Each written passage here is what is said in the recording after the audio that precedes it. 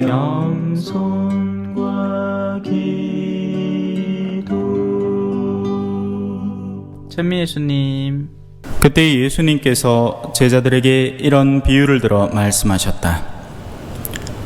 하늘 나라는 저마다 등을 들고 신랑을 맞으러 나간 10 처녀에 비길 수 있을 것이다.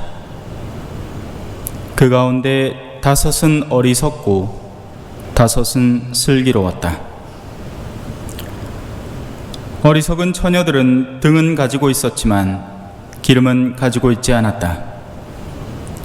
그러나 슬기로운 처녀들은 등과 함께 기름도 그릇에 담아 가지고 있었다.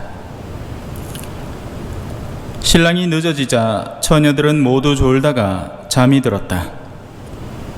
그런데 한밤중에 외치는 소리가 났다. 신랑이 온다. 신랑을 맞으러 나가라. 그러자 처녀들이 모두 일어나 저마다 등을 챙기는데 어리석은 처녀들이 슬기로운 처녀들에게 우리 등이 꺼져가니 너희 기름을 나누어 다오 하고 청하였다. 그러나 슬기로운 처녀들은 안 된다. 우리도 너희도 모자랄 터이니 차라리 상인들에게 가서 사라 하고 대답하였다. 그들이 기름을 사러 간 사이에 신랑이 왔다.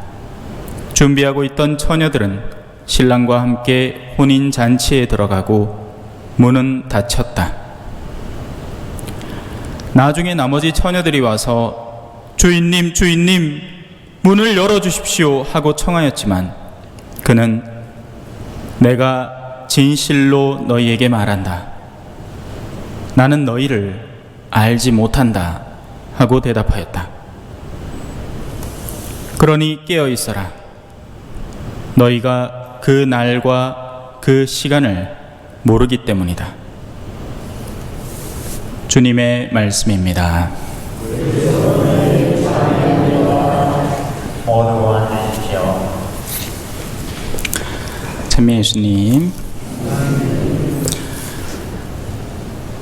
여름철이 지나갑니다. 그죠?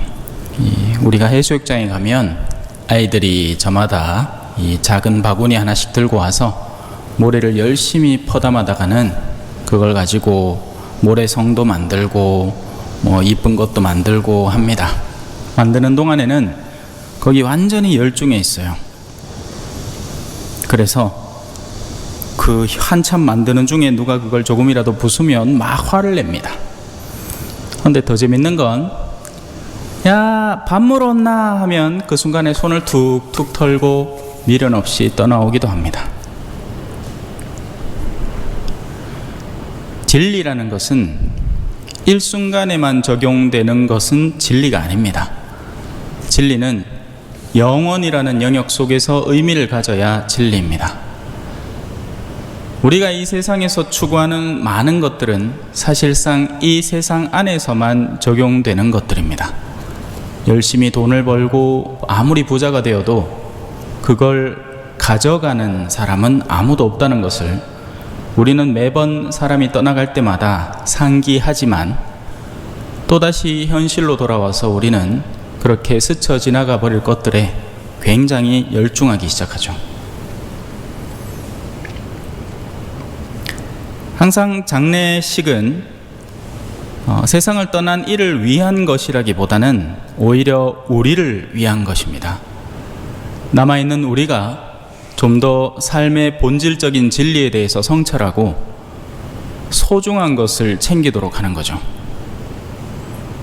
저는 사제로서 여러 사람들을 만날 기회가 있었는데요. 보통은 끼리끼리 놉니다. 유유상종이라고 있는 사람들은 있는 사람들끼리 머무르고 놀기 때문에 그들에게서 수많은 정보를 습득하려고 하죠. 그래서 저런 대구의 수성학군에 한창 학창시절의 아이들을 갖고 있는 어머니들은 어떤 학원이 좋은가, 어떤 사교육비가 어떻게 지출되는 게 현명한가를 가지고 서로 열중해서 정보를 주고받습니다. 하지만 저는 다행히도 그렇게 있는 분들 집에도 또 없는 분들 집에도 가볼 수 있었고, 세계를 넘나들면서 한국에도 캐나다에도 미국에도 남미 볼리비아에도 가볼 수 있었습니다. 제가 깨달은 현실은 집이 아무리 화려해도요, 그 안에 서로를 증오하는 사람이 살고 있으면 그곳 자체가 곧 감옥으로 바뀐다는 겁니다. 너무나 처절하고 분명한 현실입니다. 반대로 집이 아무리 소박해도 집안에 닭이 들어와서 왔다 갔다 하고 개들이 들어와서 헤헤거리고 있어도 가족 구성원들 간에 서로가 서로를 보듬는 이들이라면 그 어떤 위기나 시련도 힘을 합쳐 이겨낸다는 것이 진리입니다. 우리는 신앙인이라고 부르는 이들이기 때문에 지금 여기 와 있습니다. 그러지 않고는 이 모든 일들은 세상 사람들의 시선으로는 멍청해 보이는 일입니다. 왜 허투루 이런 시간과 노력을 들여서 이 짓을 하고 있나? 하지만 아니죠. 신앙 안에서는, 신앙이라는 필터를 통해서는 이 모든 것들이 보다 소중한 가치를 지니는 겁니다. 그래서 오늘 복음을 잠깐 풀이해 드리겠습니다. 사실 오늘 복음은 오늘 원래 금요일 날 복음하고 똑같아요. 이 뒤에 있는 그림의 해설이죠. 5명의 슬기로운 처녀는 신랑과 함께 들어가고 어리석은 처녀들은 바깥 어두움에 남겨지게 됩니다. 핵심만 이야기 드리면 이 기름이라는 것이 문제입니다. 기름이라는 상징적인 의미는, 기름은 어떻게 짜느냐? 그냥 어디에 기름통이 있어가지고 쭉 짜내는 것이 아니라 조금씩 수많은 것들을 모아서 그것을 응축해서 짜낼 때 결국 몇 방울의 기름이 뚝뚝 떨어지는 거죠. 그래서 참기름이 비싼 겁니다. 숱한 깨들을 거기 넣어야 참기름 한 병이 나오기 때문이죠. 하느님과의 관계는 구입할 수 있는 게 아닙니다.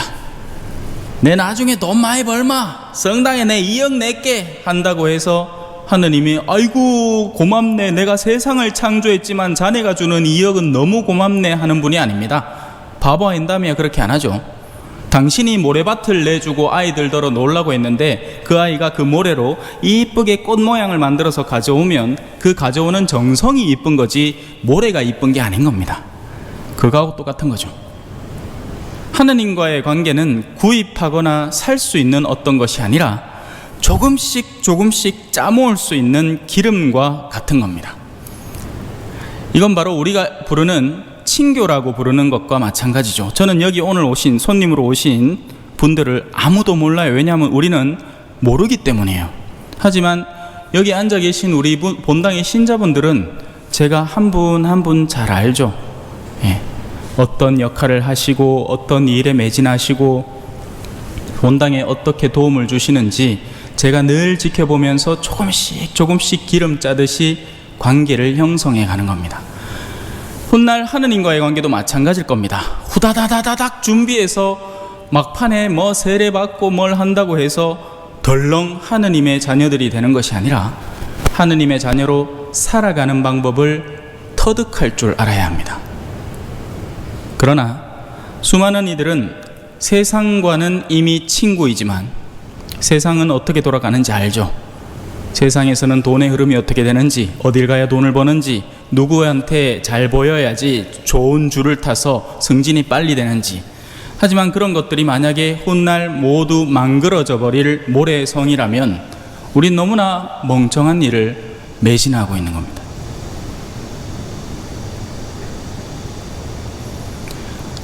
신랑은 올 겁니다.